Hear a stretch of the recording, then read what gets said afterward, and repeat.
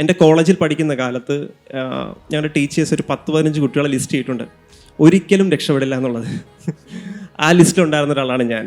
Degree കഴിഞ്ഞ് ഇറങ്ങുന്ന സമയത്തേക്ക് എനിക്ക് 6 സപ്ലൈ ഉണ്ടായിരുന്നു. അപ്പം ഒരു വർഷം എന്തെങ്കിലും ചെയ്യണമല്ലോ, പോയി സിവിൽ സർവീസ് എഴുതിയേക്കാന്ന് വെച്ചു. അപ്പോൾ ഞാൻ 2024 സിവിൽ സർവീസ് എക്സാം പഠിക്കുന്ന സമയം എന്ന് പറഞ്ഞാൽ ഞാനൊരു ആശുപത്രിയിലാണ് ജോലി ചെയ്യുന്നത്, ഒരു പ്രൈമറി ഹെൽത്ത് സെൻ്ററാണ്. ഞാൻ അതിൻ്റെ OP ബിൽഡിങ്ങിൽ ഇരുന്നാണ് ഞാൻ പഠിക്കുന്നത്.